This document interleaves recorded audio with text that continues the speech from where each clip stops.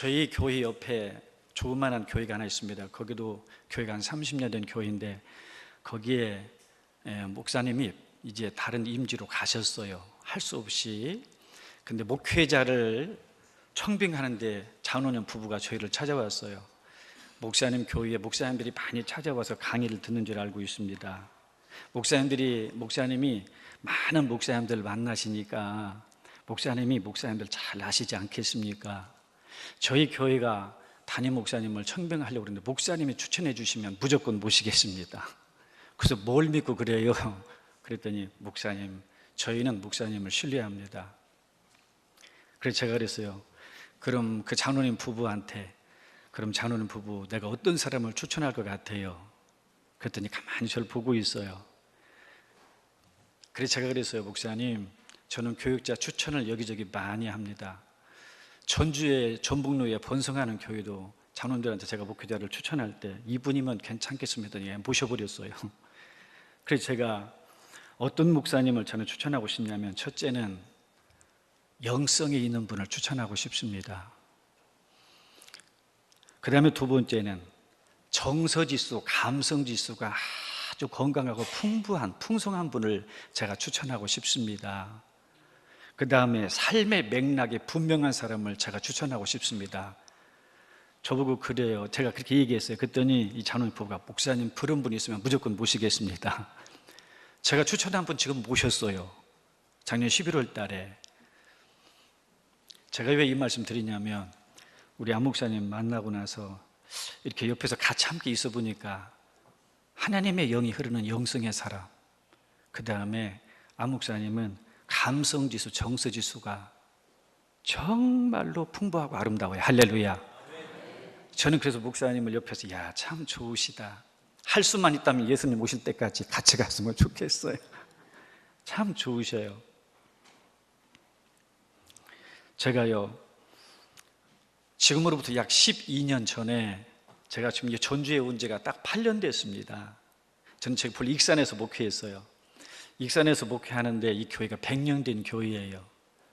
100년 된 교회인데 이 100년 된 교회의 역사를 쭉 거슬러 올라가서 100년사를 쓰려고 제가 쭉 이제 자료를 찾기 시작했습니다. 그리고 그때 제가 전북중앙신문 칼럼을 쓰는 모닝 칼럼니스트였어요. 그래서 모닝 칼럼도 쓰고 100년사를 쓰기 위해서 인물을 쭉 찾아가는데 이 교회에 순교자가 있어요. 근데 이 순교자는 6.25 때 이제 인민군들이 와가지고 교회를 차단시키고 예배를 못 드리도록 딱 막았어요. 근데 그때 양두영 집사님이라고 하는 분이 우리가 주일날 하나님 앞에 예배를 왜 못 드리냐, 모든 성도가 예배를 안 드려도 나는 예배를 드리고 싶다. 그래서 이분이 옛날 풍금이 있죠. 자기 집에 있는 풍금을 가져다가 예배를 드리니까 이 예배를 드리는 양두현 집사님을 인민군들이 알고는 와가지고 이 양두현 집사님을 익산에서 데리고 가가지고 익산 옆에 하멸이라고 하는 곳이 있어요. 하멸역. 그 옆에 가가지고는요, 이 양두현 집사님을 삽으로 찍어서 죽였어요. 그래서 그분이 순교했어요. 그래서 양두현 집사님의 순교한 이야기를 쭉 쓰고 싶어서 제가 익산에서 열차를 타고 순천을 갔습니다. 순천을 쭉 가는데요, 그때 제가 지금은 조금 나이가 들어 보일지는 모르겠지만 그때는 제가 좀 옷을 캐주얼하게 입고 갔어요. 순천에 제가 어쩌다 갔느냐면 순천에 매산고등학교가 있어요. 근데 이 매산고등학교는 목회자가 많이 나왔고 기독교 학교예요. 근데 양두현 집사님이 이 매산고등학교에서 옛날에 6.25 막 직전에 교사를 했어요. 그래서 그 교사를 했는지 안 했는지를 제가 확인하고 이 양두현 집사님이 어떤 분인가를 한번 듣고 싶어서 매산고등학교를 찾아가게 됐습니다. 그래서 익산에서 열차를 타고 메모지 하나 들고 글도 좀 쓰고 싶고 그래서 익산에서 여수 가는 열차를 타면 항상 어디를 지나가죠? 섬진강, 지리산을 지나가요. 저는 섬진강을 참 좋아해요. 메모지를 하나 딱 들고는 제가 순천의 열차를 딱 탔습니다. 열차를 타고 가면서 섬진강도 보고 지리산도 보고, 지리산 허리자락을 휘감고 있는 섬진강의 아름다운 강을 보면서 야, 참 아름답다.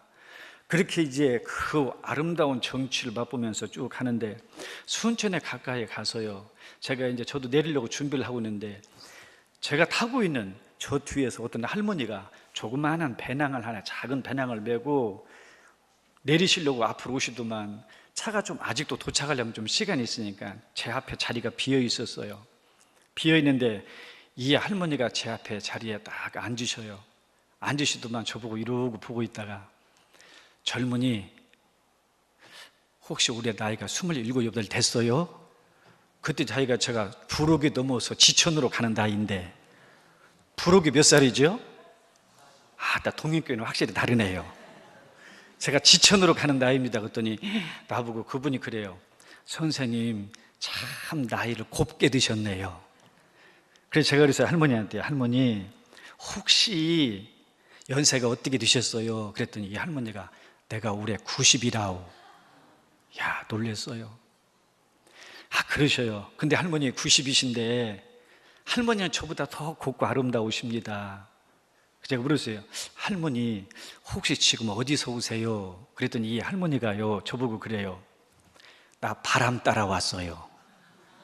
나는 90세 되신 분이 그렇게 시적인 표현할 줄은 꿈에도 몰랐어요. 바람 따라 왔다고 그래요. 그래서 제가 그랬습니다. 그럼 어디에서 바람에 실려 오셨어요? 저도 시적으로. 그랬더니 이 할머니가 천안에서 바람에 실려 왔어요. 참 멋있대요. 그래서 제가 그랬어요. 그럼 할머니, 바람 따라 어디로 가셔요? 그랬더니 이 할머니가 바람 따라서 머무는 곳으로 갑니다. 야, 대단해요. 그래서 제가 그래요, 할머니 참 곱고 아름다우십니다. 혹시 젊은 날에 뭐 하셨어요? 그랬더니 나 일제 강점기에 교탁 생활했어요. 교탁 생활이 뭐죠? 확실히 동인교회입니다. 교탁 생활했다고 그래요. 제가 할머니 참 대단하십니다. 제가 같이 모시고 내렸어요. 모시고 내려가지고 할머니 보고, 할머니 이제 어디로 가시는데 제가 택시 태워 드릴게요. 택시 타고 가셔요. 그랬더니 저보고 그래요. 선생님, 고맙지만 나는 바람 따라 가니까 괜찮아요. 근데 제가 꼭 전도를 해야 되겠더라고. 그래서 할머니, 예수 믿고 천국 가세요. 바람 따라 살아가지만 꼭 예수 믿고 천국 가세요. 그랬더니 이분이 저를 보면서 나에게 예수 믿고 천국 가라는 말 한 사람이 선생님 처음입니다. 꼭 예수 믿으세요. 그랬더니 이 할머니가 제 손을 꼭 붙잡고 마지막에 하시는 말씀이, 선생님, 세월은 바람처럼 참 빨리 지나갑니다. 선생님, 세월은 바람처럼 참 빨리 지나갑니다. 제가 순천역에서요, 가만히 할머니를 보내드리고 난 다음에, 하나님, 세월은 바람처럼 빨리 지나가는데 내가 목사라서 어떻게 살아야 될까요? 순천역에서 내려서 가만히 하나님 앞에 묻는데 왜 그렇게 눈물이 나요? 내가 목사로서 어떻게 살고 있나? 내가 지금 하나님 앞에 어떤 존재로 내가 지금 이렇게 살고 있나? 내가 지금 하나님 앞에 어떻게 살아야 되나? 어떻게 그렇게 눈물이 나는지 하염없이 울었어요. 내 인생의 바람처럼 다 지나가고 하나님이 나를 오라 하면 인생의 이 열차에서 내려서 내가 분명히 하나님 앞에 가야 될 터인데 내가 어떻게 살아야 되나? 여러분, 인생은 바람처럼 그렇게 빨리 지나가 버리는데 우리는 어떻게 살아야 될까요? 인생이 바람처럼 지나가고 그 다음에 하나님 앞에 반드시 서야 되는데 그때 어떻게 서야 될까요? 저는 지금도 가끔 떠올립니다. 하나님, 내가 어떻게 해야 될까요?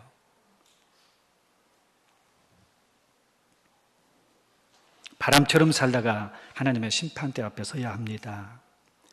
오늘 성경 말씀에 요한일서 4장 17절에 심판날이 있다라고 말씀하십니다. 분명히 하나님의 심판날이 있다는 거예요. 종말론적인 심판날, 우리의 생명에 우리의 모든 주어진 시간이 다 끝나고 우리가 하나님 앞에 설 날이 있다라고 하는 거예요.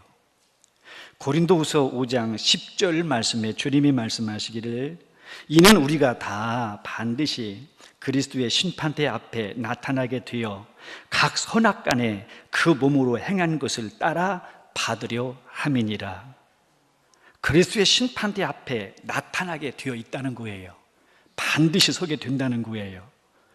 인생의 마지막 날이 오면 하나님 앞에 반드시 서게 된다는 거예요. 여러분, 인생의 마지막 날에 반드시 하나님 앞에 설 때가 옴을 기억하면서 살아가야 할 줄로 믿습니다. 곽선희 목사님이 한번 그런 강의하는 걸 들었습니다.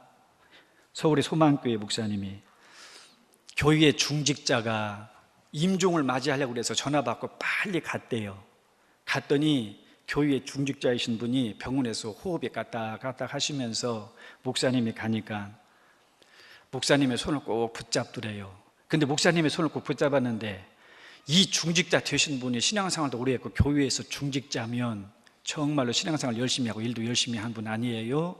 근데 이분이 막 가시나무 떨듯이 막 떨더래요. 바람결에 떠는 것처럼. 그래서 목사님이 아니 어떻게 그렇게 막 벌벌벌 떠십니까? 그랬더니 목사님 내가요 신앙생활하고 교회에서 직부도 맡고 내가 오랫동안 하나님 앞에 헌신도 한다고 했는데 하나님 앞에 설 것을 생각하니까 내가 지금 떨려서 죽겠습니다.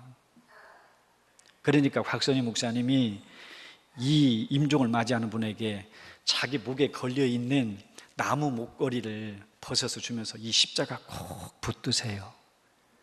그랬더니 그분이 그 십자가를 확 붙들고 마음이 평안해지고 그리고 너무 고요하고 잠자는 것처럼 그렇게 임종을 맞이하더라는 거예요. 여러분, 하나님께서 무엇을 심판하시기에 사람들이 때로는 두려워할까요? 그것은 하나님은 사람들의 은밀한 것을 심판하시기 때문에 그렇습니다. 우리의 행위나 우리의 말이나 우리의 어떤 헌신이나 봉사나 충성이나 모든 것을 할 때에 우리의 은밀한 중심을 보시고 하나님이 심판하신다는 거예요. 저와 여러분의 믿음 생활, 기도 생활, 예배 생활, 헌신, 봉사, 충성하는 것, 그리고 우리가 하나님 앞에 드려지는 모든 것에 가장 깊은 곳에 은밀한 동기가 뭐냐, 그걸 보시고 하나님이 심판하신다는 것입니다. 그래서 로마서 2장 16절에 사람들의 은밀한 것을 심판하시는 그 날이라, 우리의 은밀한 동기를 하나님이 심판하신다는 거예요. 숨은 의도를 하나님이 살펴보겠다는 거예요. 하나님 앞에 숨길 수가 없어요. 히브리서 4장 13절에 우리의 결산을 받으실 이 하나님 앞에 만물이 벌거벗은 것 같이 드러나느니라. 다 드러납니다. 사람에게는 숨길 수 있을지는 몰라도 하나님께는 숨길 수 없다는 것이에요. 여러분, 오늘 남선교회 헌신 예배, 우리가 하나님의 헌신 봉사 충성하고 저는 목사로서 복음을 전하고 큰 기쁨 교회를 세워가고 또 우리가 하나님께 영광을 돌리고 하나님 앞에 충성할 때 우리의 숨은 동기가 뭐예요? 여러분, 내 마음속에 헌신 봉사 충성하는 동기를 우리가 살펴보고 그 동기가 하나님 앞에 아름답다면 그 사람은 하나님 보시기에 심히 아름다운 헌신, 봉사, 충성하는 사람인 줄로 믿습니다. 그렇다면 여러분, 어떻게 우리가 살고 어떻게 헌신해야 하나님의 심판대 앞에 두려움 없이 설 수 있을까요? 어떻게요? 그것은 한마디로 사랑하는 삶입니다. 사랑하는 삶입니다. 여러분, 서로 보시면서 한번 해보시게요. 하나님이 당신을 사랑하시니 나도 당신을 사랑합니다.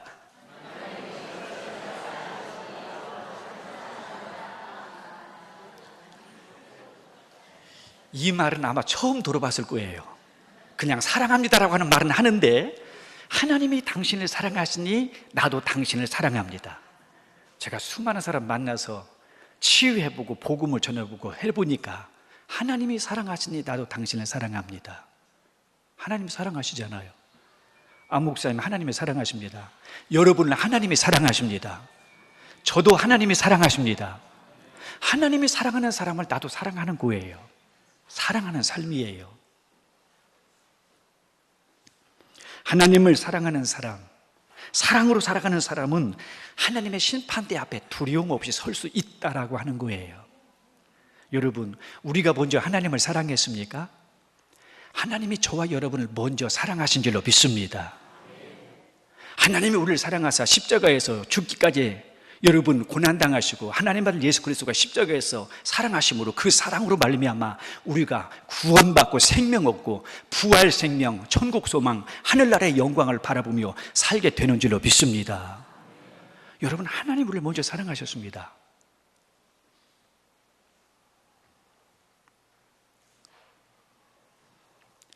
요한일서 4장 17절에 하나님이 다시 말씀하십니다. 이로써 사랑이 우리에게 온전히 이루어진 것은 우리로 심판날에 담대함을 가지게 하려 함이니라. 하나님 앞에 두려움이 없이 설 수 있는 사람은 사랑하는 삶을 살아가는 사람입니다. 여러분, 자, 그렇다면 우리가 헌신, 봉사, 충성하고 믿음 생활하고 예배하고 우리의 모든 신앙 생활에 모든 것은 사랑으로 살아가야 되는데요, 그래서 성경 말씀에 보면 하나님은 사랑이시라 말씀하셨어요. 그렇다면 여러분, 우리가 어떻게 사랑하는 삶을 살아갈 수 있을까요? 어떻게요? 첫째는 하나님을 사랑해야 합니다. 여러분, 하나님 사랑하시길 바랍니다. 동인교회는 하나님 사랑하시는 줄로 믿습니다. 저는 가끔 하나님의 사랑이라는 노래를 부를 때 참 가슴이 뜨거워요. 제가 큰 기쁨 교회를 딱 개척하려고 기도하고 있는데 오늘날 주님이 저한테 찾아오셔서 그러대요. 사랑하는 종아, 내가 너를 사랑하는데 혹시 너를 사랑하여 내 아들 예수 그리스도가 십자가에서 못 박혀 마지막 운명하고 고개 숙인 등허리의 모습을 네가 혹시 본 적이 있냐? 제가요 둥글면서 울었어요. 아, 하나님이 이렇게 나를 사랑하시는구나. 하나님이 우리를 사랑하셨으므로 여러분, 우리도 하나님을 사랑해야 합니다. 여러분, 하나님을 사랑하십시오. 근데 여러분, 내가 정말 하나님을 사랑하는 줄 어떻게 알 수 있어요? 우리가 하나님을 사랑해야 되는데 어떻게 하나님을 사랑할 수 있어요? 내가 하나님을 사랑한다고 말하지만 하나님을 사랑하는 증거가 뭐예요? 하나님을 사랑하는 증거를 분명히 확인해 봐야 돼요. 하나님을 사랑하는 증거는 뭘까요? 그것은 전도예요. 전도하는 사람은 하나님을 사랑하는 사람이에요. 여러분, 예수님이 이 땅에 오셔서 우리를 사랑하심으로, 십자가에서 죽기까지 우리를 사랑하심으로 우리가 예수님의 사랑으로 구원받았습니다. 그런데 예수님이 이 땅에 오신 것은 우리의 영혼을 구원하라고 오신 줄로 믿습니다. 예수님의 십자가의 사랑이 우리를 구원하셨습니다. 예수님은 영혼 구원하시려고 이 땅에 오셨습니다. 그러므로 여러분, 우리가 하나님을 사랑한다는 것은 영혼 구원, 전도하는 것이 하나님을 사랑하는 것입니다.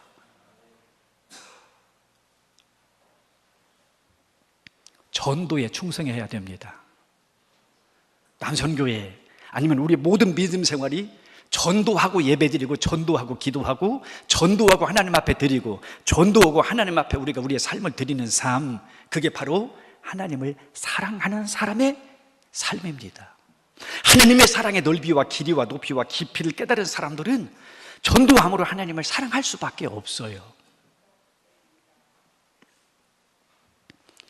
어떤 권사님하고 집사님하고 둘이 전도지를 들고 전도하러 나갔습니다. 전도로 가는데요, 이 권사님이 아침에 전도로 나올 때 음식을 좀 빨리 드셨는가 봐요. 음식을 빨리 드셔가지고 이 권사님이 이제 전도로 막 다니는데 집사님 보고, 집사님 화장실 좀 찾아봐. 화장실 여기저기 찾아보는데 화장실이 안 보여요. 그러니까 이 권사님이 길거리에 부동산 같은 거 이렇게 소식 전하는 거, 자판에, 그거 뭐라고 그러죠? 교차로. 그 종이가 여럿이 있으니까 이 권사님이 너무 급하니까 속에서 배는 부글부글 끓고, 그러니까 권사님이, 집사님 망봐, 어떻게 하시려고요? 나 24시간 현금 인출기 안에 들어가서 볼일 좀 봐야 되겠어. 그런데 그럼 권사님이 딱 들어가는 거예요. 집사님이 내가 막 볼 테니까 권사님 부르면 무조건 나오세요. 그래서 권사님이 안에 딱 들어가서 교차로 들고 볼일을 보는데요, 집사님이 밖에서 막 망을 봅니다. 권사님이 현금 인출기 안에 들어가서 볼일을 딱 보고는 아우 시원해 막 그러고 있는데, 갑자기 집사님이 권사님 빨리 나와요, 빨리 나와요. 권사님 급해요, 빨리 나와요. 근데 권사님이 집사님 나갈게 그러면서 권사님이 신문을 돌돌돌 말아갖고, 그 신문에 뭐가 있는지 여러분이 상상하러 아세요? 신문으로 다 돌돌돌 말아가지고 딱 들고 나오는데 마침 저쪽에서 오토바이가 막 오는 거예요. 그러니까 오토바이가요, 그 신문이 뭔 줄 알고, 아이고 생각도 잘하시네, 돈인 줄 알고 딱 쳐갖고 갔어요. 가니까 이 권사님이 전라도 사람이에요. 우짜스까 돈 아니야 그 똥이야. 근데요, 오토바이가 딱 가면서 이게 다 쏟아져 버렸어요, 오토바이 탄 사람한테. 근데 거기에 전도지가 딱 있는데, 하나님은 당신을 사랑하십니다. 이 젊은이가 그걸 딱 가지고 가서 나중에 보니까 냄새가 지독하게 나고, 근데 종이를 딱 보니까 자기 얼굴에 붙은 이 종이를 딱 보니까 하나님은 당신을 사랑하십니다. 근데 여러분 놀랍죠? 그 젊은이가 하나님을 당신을 사랑하십니다 똥냄새 나는 전도지를 보고는요, 그 자리에서 회개했어요. 하하, 그렇구나. 내가 하나님의 사랑을 알지 못했구나. 하나님이 진짜 나를 사랑하시는가? 내가 하나님을 믿어야지. 이 권사님하고 집사님하고 1년이 지나서 어느 날 집회가 열린다고 그래서 간증 집회가 있어서요, 갔어요. 앞에서 간증하는 사람이 오토바이 소매치기 그 사람이 간증하고 있는 거예요. 여러분, 하나님의 성령의 역사는 너무 놀랍습니다. 하나님은 여러분 똥으로도 전도하십니다. 그러니 여러분, 우리도 전도해야 되지 않을까요? 전도하는 사람이 영혼을 사랑하고 하나님을 사랑하는 사람인 줄로 믿습니다. 여러분, 전도함으로 하나님을 사랑하시길 바랍니다. 하나님이 원하시는 기쁨은 그것입니다.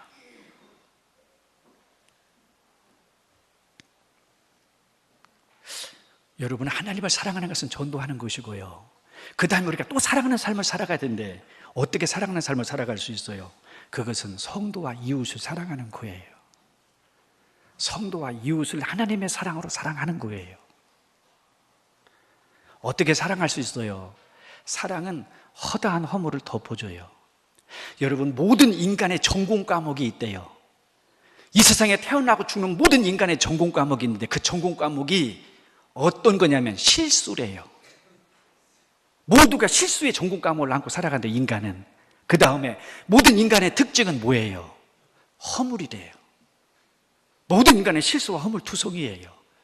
죄와 실수와 허물이에요. 근데 여러분, 저나 여러분이나 남선교회나 우리 모두가 다 실수와 허물이 없는 사람 누가 있어요? 사랑은 허다한 허물을 덮느니라. 베드로전서 4장 8절 말씀에 무엇보다 뜨겁게 사랑할지니 사랑은 허다한 허물을 덮느니라. 하나님의 아들 예수 그리스도의 십자가의 보혈로 우리의 모든 죄가 덮여지고 씻겨진 줄로 믿습니다. 그러는 것처럼 여러분, 다른 사람의 허물을 덮어주는 것, 이게 바로 사랑입니다. 고린도전서 13장 5절 말씀에 악한 것을 생각지 아니하며, 허물을 덮어주고 난 다음에 상대방의 실수와 잘못과 허물을, 죄를 찾아내지 않아요. 그냥 덮어줄 뿐이에요. 오늘 이상하게 예화가 이러네요. 목사님하고 성도님들이 대신방을 쭉 합니다. 목사님이 광고했어요. 우리 구역장 권사님들은 제가 대신방 할 테니까 성도의 집에 미리미리 연락해서 신방 받을 준비를 잘하게 좀 해주십시오. 딱 전제 광고를 했습니다. 근데 구역장 권사님이 광고를 듣고 쭉 준비했는데, 신방을 가는데 어느 허름한 혼자 사는 연세 드신 집사님 집에 신방 가는데, 가서 보니까요, 집이 하나도 안 치워지고 방에서 찌린내가 나는 거예요. 그런데 나중에 왜 이렇게 안 치우고 연락도 안 했냐 막 뭐라고 그러는데, 목사님이 막 들어갔습니다. 냄새가 막 나는데 권사님 한 분이 한복을 입고 있었어요. 근데 그 권사님이 요강에 소변이 흘러 넘치는데, 한복 입은 권사님이 요강을 딱 앉아서 한복으로 그걸 딱 주저앉아 덮어두는 거예요. 여러분, 그게 사랑 아닐까요? 하나님을 사랑하고 허물을 덮어주는 사랑의 삶으로 하나님 앞에 두려움 없이 설 수 있는 우리 모두가 다 되시기를 바랍니다.